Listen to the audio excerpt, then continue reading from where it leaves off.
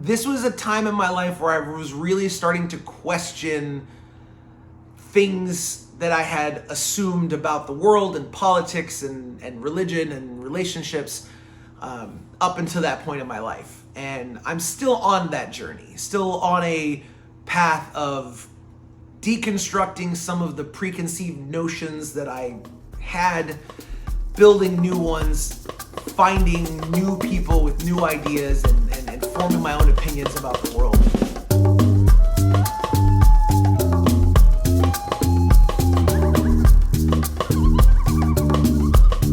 And today I want to talk about my new-ish song called New Beginnings. New Beginnings 2024, if you will.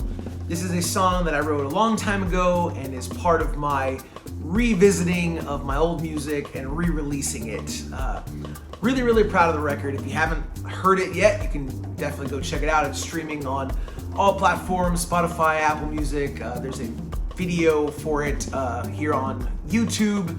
And just want to give a little bit of story about the writing of it and what it means to me and the influences behind the song. So starting off, this song dates back to around 2016. Up until this point, most of the music that I had done had been hip hop, dabbled in a little bit of some singer-songwriting stuff, but mostly, just straight hip hop or Latin hip hop, reggaeton type stuff.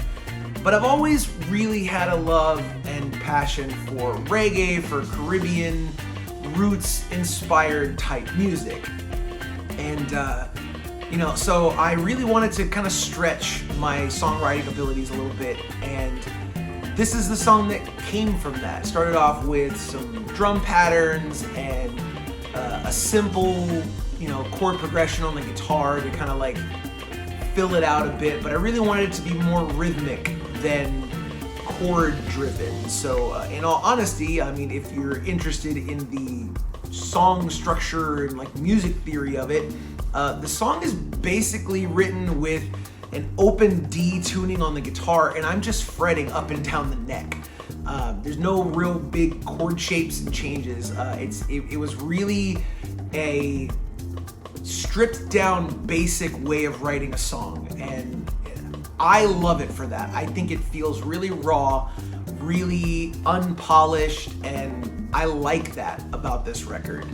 It definitely feels very more intuitive and naturalistic, more than like me trying to come up with a weird chord progression to kind of be clever. I have huge influences by like Bob Marley and Toots and the Maytals and a bunch of like really of those classic reggae artists from like the 60s and the 70s and stuff. But of course, like anyone my age, we have a lot of influences from bands like Sublime and 311 that kind of mesh hip hop in with some of that stuff, and American rock, and these are all styles of music that sort of borrow from each other. So of course, with the third verse on this being a 16 bar rap of me talking about the themes, and we'll get to the lyrics here in a little bit. It was really the first time where I was starting to blend a specific kind of music, like a different one, with what I had been doing previously. And I love it. And it opened my eyes to some new styles of music to play with, which you will see as I continue to release some more of my old stuff and do some new stuff that's coming before the end of this year. You'll see how I start to dive deeper into that kind of music. As far as the lyrics go, this song dates from a time where I was working at a call center, and the room that I was in this call center didn't have any windows, and I was working really long hours, and it was done during the winter, and so in winter there's not a whole lot of daylight, and for about 6 months it really felt like I didn't see the sun. I would go to work, and it would be kind of like early morning, and by the time I was leaving work, the sun was already setting. It was dark. There was a couple of months during that period where I was also working like the evening shift, and so I would end up sleeping in later and then going in later in the afternoon and working till late into the evenings, midnight, 1 a.m. before I would get off of work. And I felt like I lived in that very sterile box of a cubicle, a room with, I don't know, probably like 40 or 50 cubicles in that room with no windows to the outside world. And so originally I was gravitating towards nature, and I think that's what got me to start pulling influences from those like reggae, Caribbean, Jamaican type sounds to combat what I was going through at the time of feeling like I was in this little like tech box, this tiny little square in a room full of like 40 other people. And I wanted to get outside. I wanted to get back to water and trees and nature and like that whole vibe. And so this is where the lyrics started, starting with living our lives in an artificial world surrounded by the lies we weave. So telling ourselves that like this work is so important and that this mindset of like grind, go, working these like type jobs, it creates this artificial world around us that we feel is important and we feel is real, but it's not as real as we think it is. And there's a whole other natural world out there, and to try to find a balance between the two. That was the initial idea for the lyric, and as it progressed and as I kept writing, it started to leak into my views of like political and religion and that sort of thing. And this was a time in my life where I was really starting to question things that I had assumed about the world and politics and religion and relationships up until that point in my life. And I'm still on that journey, still on a path of deconstructing some of the preconceived notions that I had, building new ones, finding new people with new ideas, and forming my own opinions about the world. And it's an interesting song. I don't think I've ever really written another song like this that starts to pick and pull at some of those ideas. At least I haven't released any. There are some things that I'm working on now that have some of those themes in them. And so I'm really proud of this song. But again, like I said, I finished an original version of this song and released it, part of the Vagabond EP in 2017. There was a collection of 5 songs, which again, over the next few months, I'll be releasing updated versions of all of those songs to come. But as time went on, I started to feel a little self-conscious about some of that stuff because it was a little raw, it was a little unpolished, and so I took it down, and that's what this whole process of re-releasing everything is. It has me revisiting those songs. And so I got to go back and I re-recorded the vocals on this track.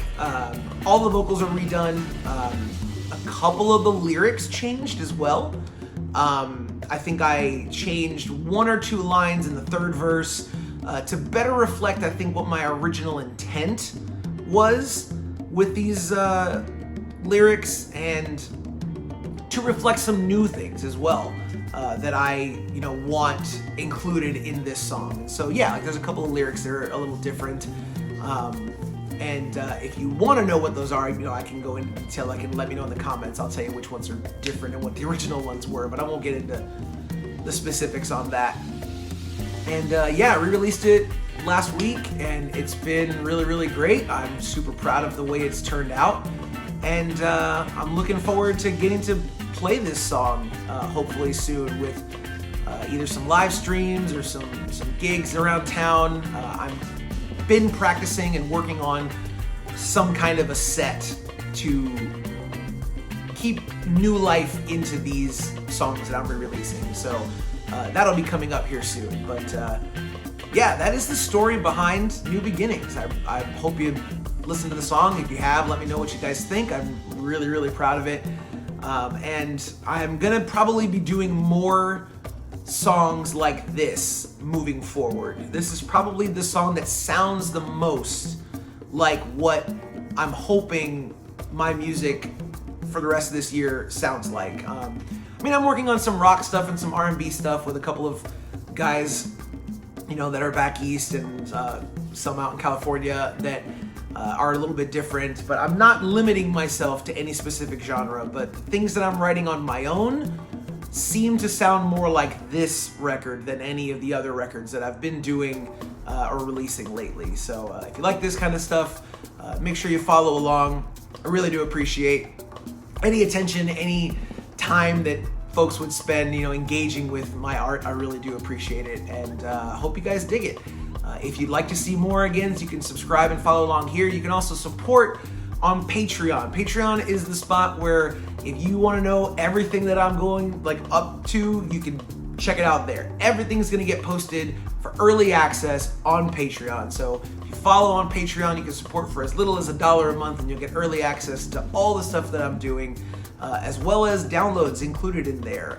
New only exclusive available shows and things that are going to be on Patreon, like my podcast Café con Primo, where I deep dive into more personal things in my life and share some thoughts about music and theme parks and life and coffee and culture and, you know, those kind of things. It's been a fun little way to check in and keep a sort of diary going about things that I'm doing on a daily basis. But if you want to follow along with that, you definitely can. Again, that's at patreon.com/signalpointmedia, and the links are in the description below.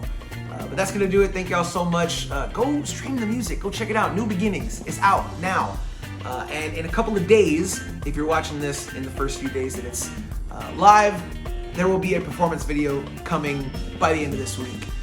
So I'm going to go get to working on that. And I got to go take my dog out because I think he wants to go out for a walk. And it's really nice outside. So go outside, listen to some music. We'll see y'all around. And as always, fight the insanity with songs in our hearts and guidance above. You can't ever stop the music, cause it's one love. Hit me. No,